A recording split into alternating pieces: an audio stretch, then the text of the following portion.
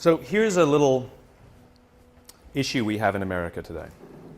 There are currently about 250,000 people a year who are dying in our hospitals due to preventable deaths. And I'm not talking about negligence, I'm talking about little accidents, right? I'm talking about the doctor in the morning not properly briefing the doctor for the evening. I'm talking about things that we can't sue anybody. There's nothing that we can see that's wrong. But there's 250,000 preventable deaths every year. That's about 20 747s going down every single week. That's what's the equivalent to. And the confusing thing is that we have the best doctors in the world. We have the most advanced technology in the world. Some of the medical equipment we have is the best in the world. The medicines we have are the best in the world. So you start asking yourselves, why are these things happening? And the reason is not because of any of those things. The reasons are actually something vastly more simple. It's something very, very human. 5% of hospital administrators are doctors. Most of them are number crunchers. Hospitals are run like businesses. Hospitals are run by the numbers. And the problem isn't the people who are giving the care. They're very highly trained. The problem is the way those people are cared for. Because what we've done is we've created cultures in hospitals where the people who are doing the caring aren't cared for. And so all of these little preventable deaths are happening because they don't feel like they're a part of anything. They're just doing their jobs and they don't get along that well, and there's not a lot of camaraderie. And the impact is death, right? Now I use this example because it's exaggerated because the impact is so powerful. But the problem is the same in our own companies, right? Which is we come to work and we're told, you must care for your clients, you must care for your customers, you must make them the focus of all you do, and yet why aren't the people who are managing us from the top caring about us? So yes, in a hospital the impact is worse, but the impact that we're having on the outside world is just as bad. In other words, we're not working at our best. We don't care for the things we're doing. We're not helping each other is the most important part. And the residual impact is that we are unfulfilled by the work that we do. And when we're unfulfilled by the work that we do, we focus on the details. And when we focus on the details, we retract from each other. When we retract from each other, we feel lonely. And when we feel lonely, cancer goes up, heart disease goes up, diabetes goes up. In other words, by going to work, we're killing ourselves. Literally. There's another study that was released not that long ago that says that parents who work late, the negative impact that it has on their children is little to none. They may feel guilty as parents, but the negative impact that it has on the raising of their children is little to none. However, parents who come home from jobs they hate or don't love, their kids are more likely to be bullies at school. And now you think about the bullying epidemic we have in America, right? Where there's this disturbing number of young children who are killing themselves, suicides, because of bullies. The problem is not the schools, and the problem isn't even the parenting. The problem is the jobs the parents have. This is the importance and this is the power of the work that we do and the places we go to work, right? Most of us, like when you listen to the unemployment statistics, they say, we're all-time high, record high, 9 to 10% unemployment, right? And people go, oh my God, that's terrible. And I hear that number and I go, well, that means 91% still have a job, right? Now granted, we want to get that employment number up, but that means 91% are still going to work. The question is how many of them are coming home fulfilled by the work that they do and how many of them are waking up inspired to go back to work the next day. If we don't love our works, we don't look out for each other. And if we don't look out for each other, we feel lonely. If we don't feel lonely, all these negative things happen. So what example can I share with a creative audience about how to change this? The United States Marine Corps. I had the great honor last week of spending a week with the Marines. I spent a couple days at Camp Lejeune, and then I went for a few days to Paris Island to watch them go through boot camp. And this is it's a remarkable, remarkable human experiment that they're doing. And even though they know what works, they don't know why it works, but they don't need to know why because they know that it works, right? But what's happening is they're taking a group of strangers, people who don't know each other, who are showing up and within a very, very short period of time, learn to trust each other so much that they would give their lives for each other. right? And we know, anyone who's ever worn a uniform knows that no one runs into battle for God and country. It doesn't happen. It's for the guy to the left of me and the guy to the right of me. That's the reason they do what they do, right? And these sort of remarkable stories of heroism where people rush into very, very dangerous situations to save others. And they always ask the question, why did you do it? Why would you risk your life? Why would you put yourself at risk for them? And the answer is always the same, because they would do it for me. In other words, what gives them the confidence to put themselves at great risk is the knowledge that someone would do the same for them. We would put ourselves at great risk for our companies if we knew that our companies would put themselves at great risk for us. But they don't. So we don't. Now, one of the things that's remarkable about the Marines, and if you go read, and this is I asked these young, and they're 21, 22 years old, some of these lance corporals, the grunts, the guys, the infantry. I mean, this is the lowest of the low, the ones we actually send into battle, the front lines. And I asked them, are you misunderstood in America? And they said, yes, unanimously. They all nodded. I said, what do people think of you? And one stood up and says, they think we're baby killers. I said, how does it feel? He says, it hurts. And when I say, well, tell me a story then that captures to you what it means to be a Marine, the feeling you have of being a Marine, tell me a story that captures it.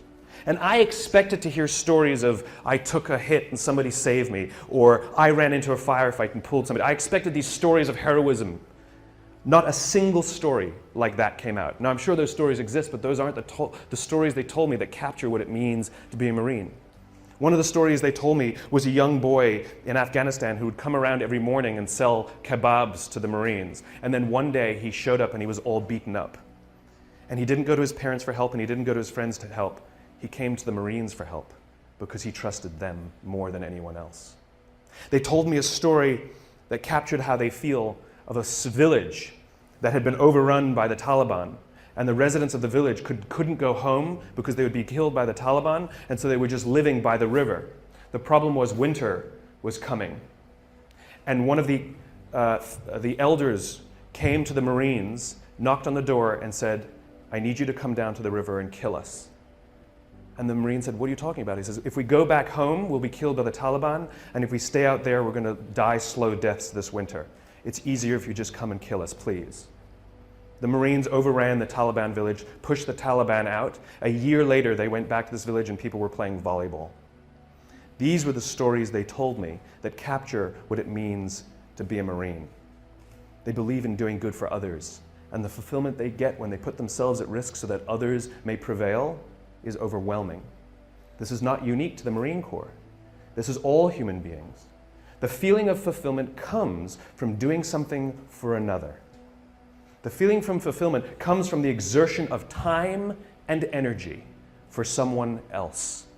If you are walking to work and you throw a few pennies in a cup, and you come to work and you say to your friends, hey guys, I gave $1 to somebody homeless this morning. What are your friends going to say? Good, right? I gave $20 to somebody homeless. They'd be like, good for you, right? What if you come in the morning and you say, hey, I gave up my Saturday and I went and painted a school in the inner city? People go, whoa, cool, wow, cool. And all of a sudden, not only are they inspired to do something good themselves, but the feeling that you have persists. The amazing thing is that when we do good for others, it actually inspires others to do good for others. This is provided for us primatologically, anthropologically. It's all part of the survival of the species. Sex feels good so that we'll do it, so we can procreate and perpetuate the species. But we're social animals, and so we have to provide for the fact that we'll maintain strong bonds and build cultures, right? Because that's what humans do. We're cultural animals. And so when we do good for others and we look out for those in our tribe, we look out for those in our group, it actually feels good. Biologically, it releases oxytocin. This chemical that's released when you do good for others is released, and it makes you feel good. And the amazing thing is the more oxytocin you have in your body, the more you want to do good for others. The problem is we've replaced this feeling, the exertion of time and energy, with digital communications. We've replaced it with headphones. We've replaced it with money, right? Think about the invention of money, right? It used to be, money, it used to be like you go to someone's house, you cook them dinner, and the deal was they'll do the dishes. Time and energy, exchange for time and energy. And someone said, I'll give you an IOU, right? Someone says, I don't feel like doing the dishes, So I'm going to give you an IOU that I promise to do them another day, right? And that's what money is. It is the promise for future goods or services. The promise of future goods and services. In other words, we've replaced our own time and energy with promises for someone else to do it another day, right? In other words, there's no exertion of time and energy. And so the feeling people get is that I did something for you and you did nothing for me. You replaced it with a piece of paper, with an IOU, with a promise for future goods and services. The way we find fulfillment is by doing good for others. So how do the Marines do it? How do you get people to do good for others? We all know this. Intellectually, we know that it's good to do good for others, but why don't we do it then? Why don't we do it? And what the Marines learned is something that I completely did not expect. They can't just yell at these guys to help each other. That's not what happens. There's a few things that they have to do first. So we all have heard of the obstacle course, right? The Marines have a thing called the obstacle course. And this is where they build anaerobic strength and aerobic strength, muscle strength, and it's timed and all of this good stuff. They have another course called the confidence course, and it's never timed. And most of the obstacles on this course cannot be completed by yourself. They must be completed in teams. You have no choice. That's just how it's designed. And what they say is the first 2 weeks of boot camp, everybody's there to outdo each other and prove that they're strong. Just kind of like when we start in a job, we want to show how great we are, we'll work a little harder, we'll do good work, look how good my design is, right? It's all about us and how good we are, right? But they keep putting them in situations where they can't do things by themselves. And what starts to happen very slowly, they said after about 2 weeks, they start cheering for each other. Now they get in trouble when they do, but they start cheering for each other. And then before too long, you see them organically start helping each other. And what happens is if there's one person who's weak and refuses to help the others, or even if there's one person who's strong, I was the star college athlete, and they get to the end of every obstacle and they just stand there and wait for everybody to finish and they don't help each other, what starts to happen is organically the group starts to ostracize that person. Organically, they get ostracized until they learn that the only way that they will get through this thing, the only way they will survive boot camp, is if they ask for help because they have no option. The problem is, no one will help them until they're willing to help another. It's the deal we have to make. It's called vulnerability and risk. We have to take the risk to make ourselves vulnerable. Yes, you might do something for someone else and they may not do something back for you. That's the risk you run. That's the risk you run. It's not about giving everything to them and sort of huge, big, overwhelming risk. It's about little things and little things. It's like going on a date, right? It's like if I went on a date with somebody, I came home and I said, after one date, I said, I'm marrying her. And people are like, what are you, nuts? I'd be like, I'm in love. They're like, but this is crazy. I'm like, I know, I'm in love, you know? She feels the same way. We both know it's nuts, right? Now you know that you're going to be like, go on a couple more dates, right? We know instinctively that the strong bond that needs to be created first takes more than a week, right? We know that, right? But if I've been dating somebody for 7 years and we haven't, married, you'd be like, dude, what is wrong, right? In other words, we know that it takes more than 7 days and we know that it takes less than 7 years. The problem is, we don't know how long it takes. It's somewhere in the middle. All human bonds are the same. Like when you show up at work, when you show up for the first time, when you're new, don't expect that people will look out for you and they won't expect you to look out for them in 7 days. It won't happen. But if you've been working at a job for a few years and you don't have the absolute confidence that if you turn your back you will not get stabbed, you can rely on somebody, you can give them something, nothing will go wrong, you will share the credit, no one will throw you under the bus. If you don't have that in a few years, something's wrong. Something's wrong. I don't know how long it takes, but I know that's more than a week and I know it's less than 7 years. And the Marines fundamentally understand that before anyone is willing to put themselves out for another, they have to have self-confidence.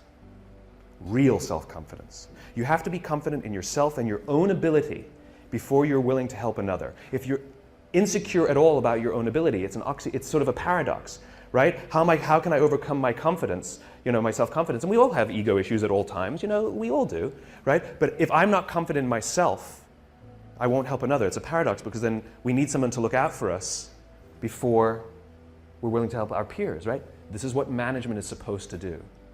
The drill instructors, the school, they are there, our parents, they are there for one reason and one reason only, to help us feel strong and good about ourselves. But look at the way we talk to each other. Look, a budget's been cut. And so what do you get told? I need you guys to do more with less. Right? That's what we're told. Hey guys, I need you guys to do more with less. That's what we're told by our clients, by our bosses, by our parents. This is what we're told, right? That's like your parents telling you when you're young, I know you're stupid, figure it out. Right? You're not as smart as the other kids. What do you want me to do? Right? It's the exact same thing. I need you to do more with less. Right? What we need to be telling people is, I need you to do more with what you have. Right? You have capacity, you have strength, you have talent, you have ability. I need you to do more with what you have. We don't celebrate what we've got. We criticize for what we don't have. This is the responsibility of management, to take us under their wing and help us understand our own value to ourselves. Close your eyes and think back to high school. And think of that one teacher who took you under their wing and cared for you and looked after you and helped you realize that you are capable of more than you thought you were. And you probably are the person you are today in some part because of that person.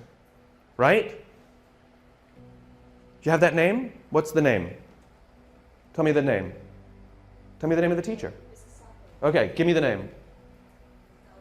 Okay, I can point to anybody and you can tell me that name. Now tell me the names of all the other teachers you had that day. Can't remember them, can you? This is the power of those who teach us confidence. We will literally carry their names around with us for the rest of our lives.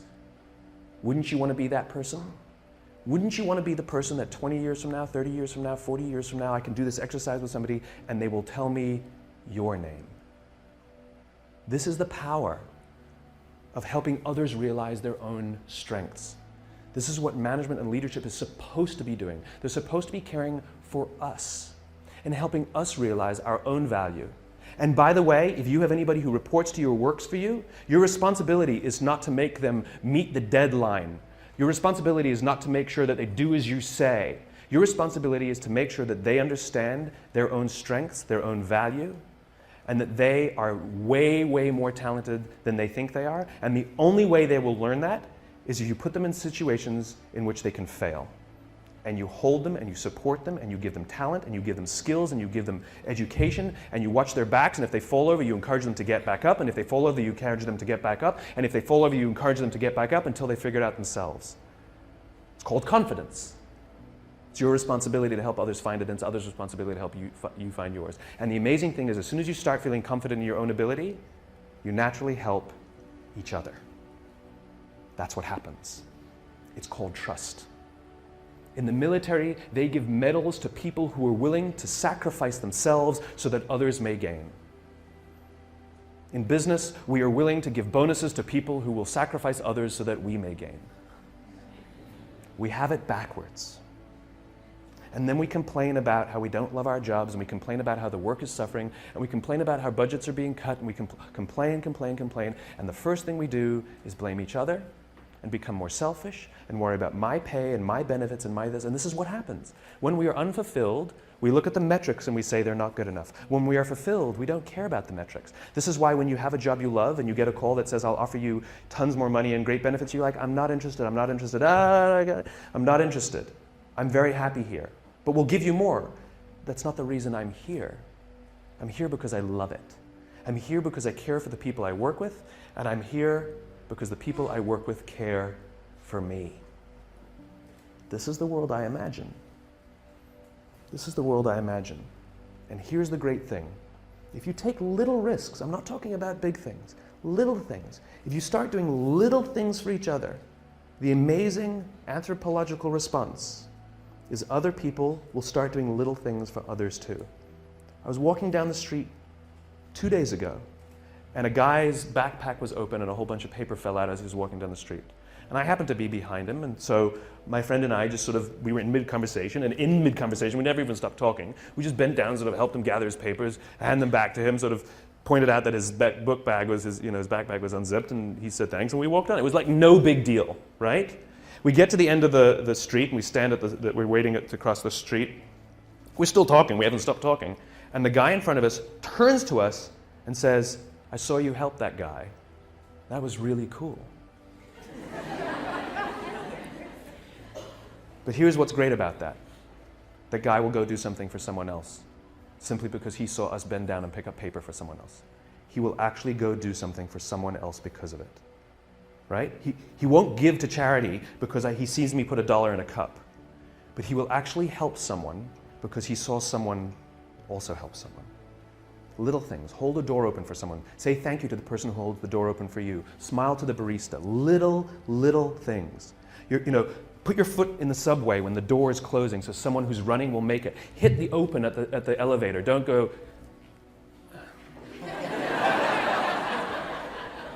or pretend you didn't see. That's the best one. Oh, I would have if I saw. Sorry, right? Do it. A little time and a little energy. And you'll find around work that people give a little time and a little energy back to you. And you'll give a little more time and a little more energy. You go for a coffee with someone. Then you go for a 2-hour coffee. Then you go for a coffee and a lunch. Then you go for a lunch and a dinner. Then you go for a dinner and a movie. And then you sleep over. And then you sleep over 2 nights. And then you go on holiday together. And eventually you get married. Right? It's slow. It takes time. And we can't rush it. If when we rush it, it's all fake. Do things for others and watch how much others do for you. Go get yourself a cup of coffee from the coffee machine in the morning. Make one for someone else. It takes a little extra time. It takes a little extra energy. That's the point. That's the point. And here's the best part. You will feel so good at the end of the day. So good. Thank you very much. Thank you.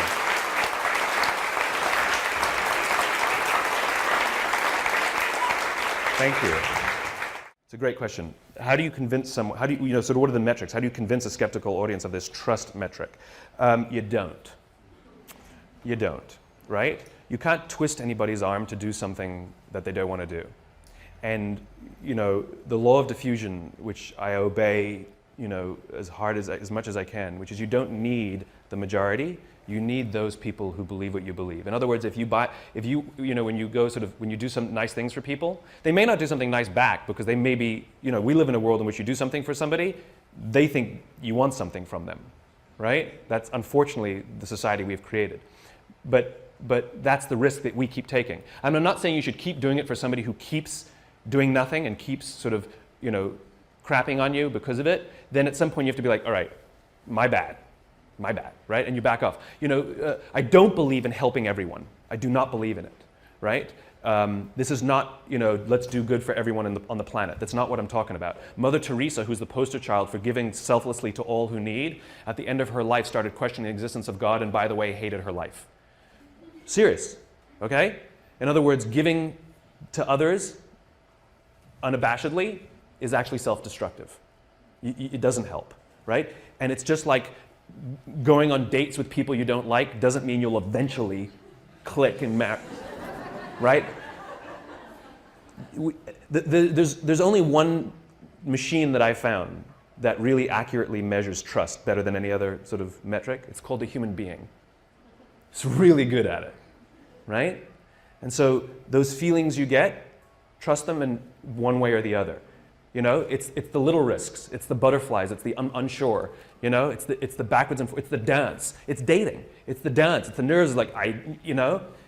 It's that. So if there are cynical bastards at your office who don't get it, ignore them. Don't worry about it, because eventually you'll get enough, and those people either come along or leave or be pushed out. Ostracized. Remember, when the group starts helping each other, they ostracize the ones who refuse to help, whether they're strong or whether they're weak. They get ostracized until they learn that they cannot survive without the help of others, and they learn that the only way others will help them is if they help the others, right? The order matters. The order matters. I just thought of something that sort of is pervasive in our sort of digital world. The order matters. Sort of speak honestly about what you want, right? If you are don't do things for people when you want something from them. Just ask them what you want from them. And I'll give you one little example. It's a funny little example. We've all received emails that go like this. Dear Simon. Well, you wouldn't get an email to Dear Simon, but I would. Dear, insert your name, right? Dear Simon, haven't seen you in years. Hope you're well. Congratulations on all you've been doing. It's really amazing. We should get coffee sometime. If you could do me a favor, if you could vote for me on this website, I'm hoping to win, some $1,000 prize for my design, blah, blah, blah. Hope you're well, talk to you soon, Kenny, right? We've all received an email like that. And how do we respond to it? Right? Now, what happens if you get the same email that goes like this? Dear Simon, I'm hoping you could vote for me on this website. I'm trying to win some $1,000 prize for my design. I haven't seen you in years. I hope you're really well. Congratulations on all that you've been doing. We should get a coffee sometime. Thanks, Kenny. Totally different. In other words, when we know why you're emailing and it comes first, it has a remarkable impact. We know that all those pleasantries are just buttering us up to get to what they want, right? But if you come right out with what you want, we're actually very grateful for the pleasantries, right? It's the same thing in human interaction. Don't give someone a cup of coffee if you need a favor back. Just ask them for the favor. It builds trust. I can't trust you every time you do something nice for me. I think you want something from me. I won't trust you. And this is what companies do to us, right? Well, we did this for you. Why won't you do this for us? That's not how it works. Generosity, bending down to pick up the papers, holding the door open for someone, is expecting nothing in return, ever. You do not give. This is what happens in new business, right? New business is built on relationships. And so we build the relationship, build the relationship, build the relationship until we're comfortable to ask for the business. In other words, you were only befriending me till the point you felt that I would let down my guard and you could ask me for something. The whole time you were just waiting for that time. It doesn't work that way. If you actually want to build relationships, you build relationships without wanting anything. And that's how you build trust. You want to know why the Marines gave me this incredible access? I mean, literally, they said, Simon, anything you want to see, you got it. Anything you want to do, you got it. You can go. We went past signs that said, no observers, no civilians beyond this point. I'm like, can I take pictures? They're like, go ahead. You should see some of the pictures. They're unbelievable, right? I'm like right in there, Marines coming at me. We went out to the Crucible, and they're all like, they're like rolling in the dirt and like, going under barbed wire, and I'm like, I'm not joking either. They're like,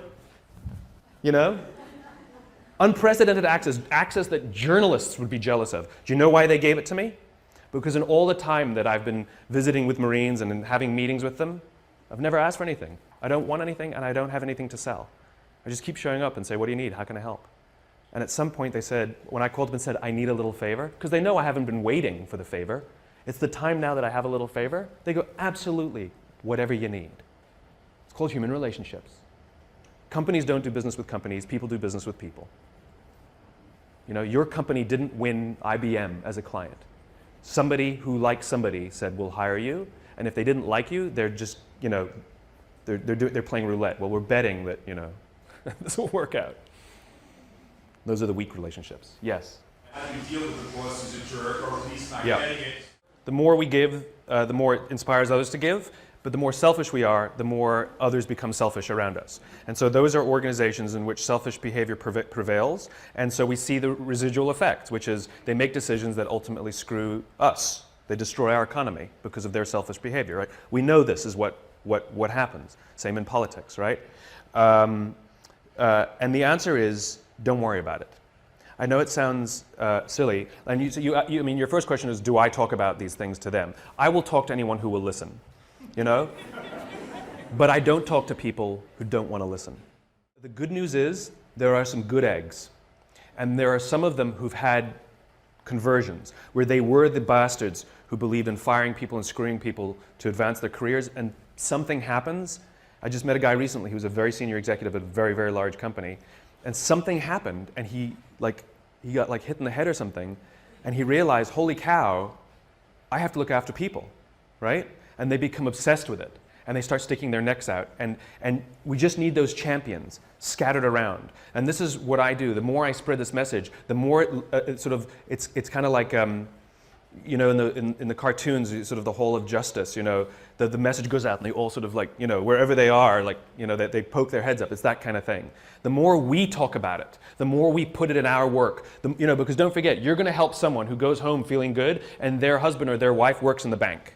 And they're going to talk how much about they love to, and that might inspire that person. You know, it has all of these residual impacts that we don't really know. This is the funny thing about the internet, which is we're so proud of the internet that we can measure everything. No, you can't. You can only measure one layer, right? So for example, you say, Simon, what's the impact you're having? I don't know is the answer, right? I know I know that it'll take more than a week and I know it'll take 7 years, but I don't know when it's going to happen and I don't know how it's going to get there, right? All I can do is do it, right? But I have no clue how or when. And so, for example, I can measure book sales and I can measure how many hits and I can measure how many people have watched a TED Talk and all of this, but I can't measure, you know, that TED Talk being shown to a room of 50 people, and one of those 50 people doesn't buy a book, doesn't watch a TED Talk, doesn't do anything, but goes out and does something good for somebody else. I have no way of measuring that. And so we're so proud of the internet and its ability to measure everything, but we're measuring one layer where we used to measure no layers. It's like, you know, this is how people work. It's gossamer, you know? It's networked. And so the answer is don't worry about them. Don't worry about them. Worry about the people who you can care for, who you can give to, and when we reach a critical mass in society, it will tip, right? And if you don't believe me, the reason it is the way it is now is because it tipped the wrong way. There was no such thing as massive layoffs as business strategy prior to in the 1980s. It just wasn't done. It was done here and there, but it wasn't strategy. The idea of using layoffs to balance the books is a relatively new phenomenon that came for the increase of selfishness in the Gordon Gekko greed is good 1980s boom, right? This was also the same exact period, the 1980s, where the theory of shareholder value was put forwards, right? Because they had all of these people buying large companies and installing professional managers to run the companies that they bought, that they invested in, and they had a problem, which is those professional managers were paid for by the company, and those professional managers cared for the employees and the customers. And so the investors said, how do we protect our investments? We've got an idea. We're going to give them equity in the company and bonus them based on the performance, right? And so the shift happened where the CEOs started caring more about the investors and stopped caring about the customers and the employees. Those were theories introduced by some Harvard professor in the 1980s. We can push it back the other way, right? We can push it back the other way. But we just have to, and there was just the other day, which company was it? One of the large banks where the shareholder, Citibank. Yeah, Citibank. The shareholders voted, majority shareholders voted against a fat pay package. That's unprecedented. It has never happened, even in hard times, even when the company's doing this, the shareholders it's just sort of a cursory thing where they approve the $15 million bonus for the CEO. They voted against it. It's non-binding, but it sends a shot across the bow saying shareholders now want you to be bonused if you do something good for others. Even if the others is us. All right? The point is that it's starting to crack. And so let's just stick our finger in the crack. You know? Make sure that it keeps cracking. It swung one way, we can swing it back. The question was, can I talk about celebrating accomplishment while still asking for more? Right? They did a study on kids who are really, really smart, like in all the gifted classes. Why is it when you're smart, you're gifted, and when you're stupid, you're special? Why is that? I was told my whole life I was special. It's not never gifted. They took the gifted kids who are constantly told, you're so good. Oh, thanks for that. I knew you'd do well. Oh, you're our best employee. You know, you're our best student. You're awesome, right? And what happens is later in life, they actually suffer because they're very afraid of taking risk, because they're very afraid of losing their position on the mantle. Okay? Kids who are sort of more average, who constantly are rewarded not for their accomplishment, but for their effort. Great effort. Really proud of the improvement you made. What they find is they do very well in life because there's no shelf, there's always more. There's more effort, right? And so you want to reward and acknowledge effort. Even if they don't hit the goal, it's the delta. But at the same time, if it goes backwards, you'd be like, dude, what's going on? Like we shouldn't be giving ribbons for everyone who competes, right? Because what we're teaching people is, if you do nothing, you get a medal, right? And the funny thing is we're creating a generation that's feeling very hollow and feeling, this sense of entitlement that people complain about Gen Y. The entitlement is, I don't feel like I've accomplished anything. And the funny thing is about human beings is the way we feel accomplished is when we exert energy and time and reach a destination, right? And the more energy and time that we have to suffer through, especially if we suffer together and we get somewhere, it is overwhelming. Think about the best jobs you've ever worked on. Was it the best design? Was it the best results that the company had because of your project? Or was it an absolute hell project that you worked together and you came out on the other end and that you got it done at the deadline and you're like, that was amazing. It was the hell projects. It was the things that we had to go out of our ways more, do things for each other, right? Things we weren't thinking of doing. I was wrapping packages. I was doing stuff that designers aren't supposed to do. This is what produces that, right? And so the thing is about measurement and destination reward. Imagine we're standing in a big empty room, right? And we're standing in one corner, and I give you a simple instruction. I want you to go to that corner in a straight line, right? Off you go. No big deal, right? Without telling you, I slip a chair in front of you. What do? You go around the chair. Now, you just disobeyed what I told you to do. I told you to go to that corner straight line. But this is the amazing things about human beings, which is when we're given a clear destination, we use our own creativity and our own sense of innovation and our own problem-solving abilities to overcome obstacles to get to the destination. In other words, the destination is more important than the route, right? We are flexible about the route. We are obsessed with the destination. Reset. We're standing in the corner together, and I give you a simple instruction. Go somewhere in this room in a straight line. And you say to me, well, where do you want me to go? I'm like, I don't know. You're smart. Figure it out. Go in a straight line. And so you pick a point, and you start walking. And without telling you, I put a chair in front of you. And what do? You come to a grinding halt. And I say, what did you stop for? You go, well, you put a chair in front of me. Or you'll make a sudden turn and go in another direction, right? And this is the problem. It's the same obstacle. The difference is when you have a clear destination, the obstacles become easy to overcome. When you don't have a clear destination, you keep coming to a grinding halt. And what we do in our companies is we're counting the steps we're taking along the route, but we're never looking at the destination, right? So a company says, made $1 million this year, we were only planning on making 800,000. Like we took 10 steps, we were only planning on taking 8.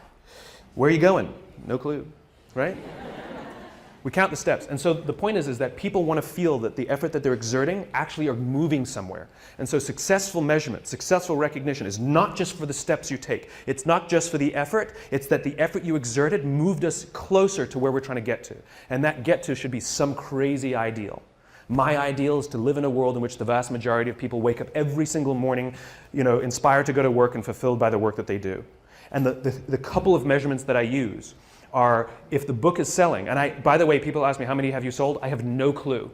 I've never asked the publisher because I don't care. I really don't care how many I've sold. What I care about is the Amazon rankings and that those are going steady or up and not plummeting, because that means other people, right? Because I don't have a publicist, I don't have a marketing strategy on purpose. I didn't hire one of those companies to sell the book for me. And the reason is because I'm not interested in book sales. I'm interested in the spreading of an idea. And so I just use that as a metric to help me understand, am I sort of marching because the more I preach, is it resonating? And so you have a couple of these imperfect measurements that help you understand, are you going along the way? So it's not just great effort, look what you achieved, because that's what we're doing now, right? Our goal is to increase top-line revenues by $50 million. For what reason, right? Which is we have to know the destination, and then we say, amazing. You took us that much closer. And if we go to the right, it's because we were overcoming an obstacle. If we hadn't gone to the right, we would have been stuck forever. Thank you. It's not always straight lines. It's not always straight lines. But it's in one direction. She's pulling the cane out. Thank you very, very much.